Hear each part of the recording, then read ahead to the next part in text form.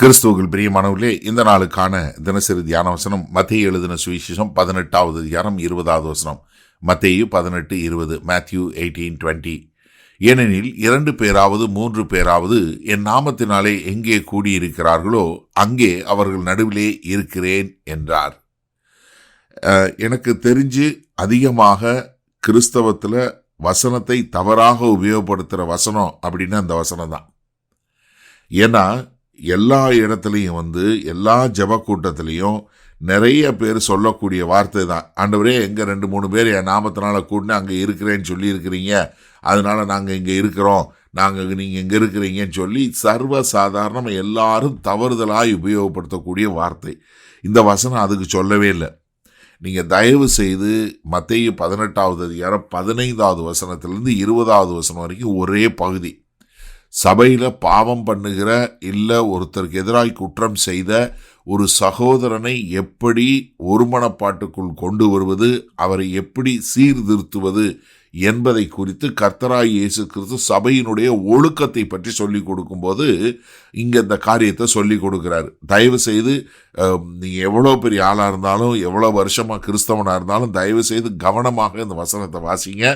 நீங்கள் தனியாக ஒரு வசனத்தை உருகி சொல்கிற காரியத்தை பண்ணாதீங்க. ஏன்னா நிறைய பேர் என்ன பண்ணுறாங்கன்னா, ஏதாவது ஒரு வசனத்தை எடுத்துட்டு அந்த வசனத்தை உபயோகப்படுத்தக்கூடிய காரியம். இங்கே இயேசு கிறிஸ்து என்ன சொல்கிறாரு, உனக்கு எதிராக உன் சகோதரன் குற்றம் பண்ணானா நீ முதல்ல போய் பேசு.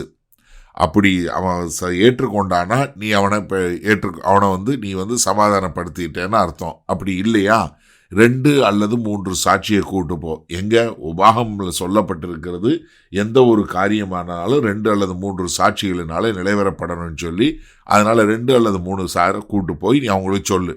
அதுக்கும் அவன் கீழ்ப்படியிலையா, நீ என்ன பண்ணு, சபையில் சொல்லு.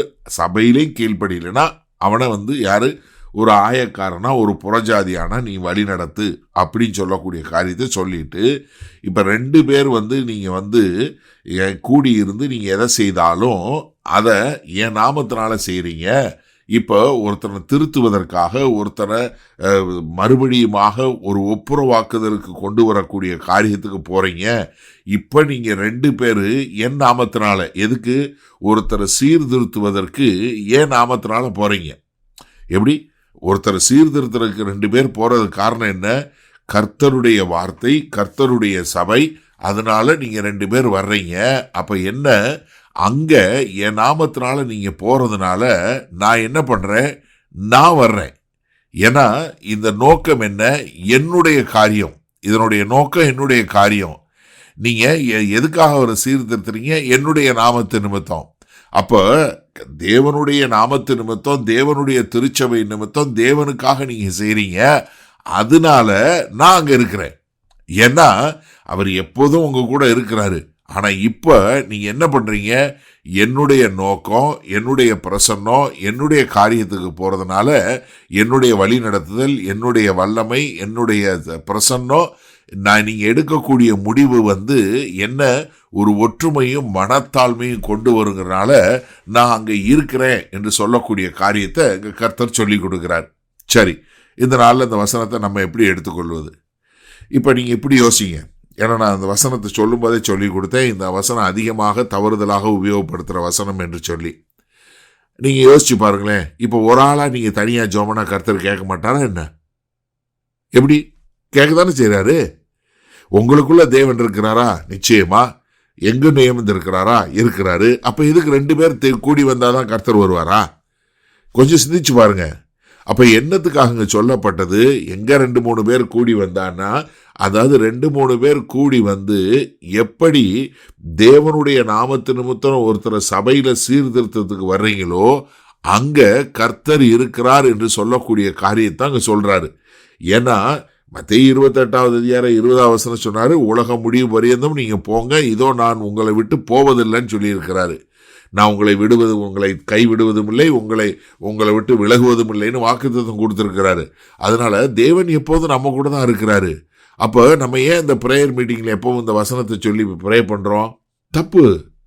நீங்கள் நல்லா தெரிஞ்சுக்கொள்ளுங்க, சபையினுடைய ஒழுக்கம் என்று, search discipline is the most ignored thing in the world today. சபையில் ஒரு ஒழுக்கமாக இருக்க வேண்டும் என்று சொல்லக்கூடிய காரியத்தை சபையில் கடிந்து கொள்ளுதல் என்று சொல்லக்கூடிய காரியம் இல்லாத ஒரு காலகட்டத்தில் நம்ம வாழ்ந்து கொண்டு இருக்கிறோம். காரணம் என்ன? வழி நடத்துகிற தலைவர்களும் தவறா இருக்கிறாங்க. அதனால கீழே இருக்கிறவங்கள தப்பு பண்றாங்க. தப்பு அது கிடையாது. எனக்கு அருமை. அதனாலதான் ஒரு போதகரா வருவதற்கு, ஒரு ஆவிக்குரிய தலைவனா வருவதற்கு சில தகுதிகள் வேண்டும் என்று சொல்வதற்கு காரணம் அதுதான். ஒரு மூப்பனாக நியமனம் பண்ணுவதற்கு அவனுக்கு என்னென்ன தகுதிகள் இருக்க வேண்டும் என்று தீமோத்தேயுக்கும் தீத்துக்கும் எழுதுறாரே, அது காரணம் என்ன? அப்பதான் நீங்க கர்த்தருக்கு என்று சரியான முறையில் ஒரு பரிசுத்த மனவாட்டியை உருவாக்க முடியும் என்பதற்காக. அதனால தயவு செய்து இன்னைக்கு இந்த வசனத்தை புரிந்து கொண்டு உங்களை சரியான முறையில் வழிநடத்த கர்த்தர் கிருபை பாராட்டுவாராக. வல்ல பிதாவே, இந்த அருமையான நல்ல நாளுக்காய் நன்றி. இதோ அந்த செய்தியை கேட்டுக்கொண்டு இருக்கிற ஒவ்வொருவரும் இனி இந்த வசனத்தை தவறாது பயன்படுத்தி சரியான முறையில் பயன்படுத்த எங்கள் தேவன் கிருபையும் இரக்கம் பாராட்ட வேண்டுமாய் இயேசு கிறிஸ்துவின் மூலம் ஜெபிக்கிறோம் வல்ல பிதாவே, ஆமேன். கர்த்தர் உங்களை ஆசீர்வதிப்பாராக. நாம் இன்று மாலை மண்ணால் சந்திப்போம்.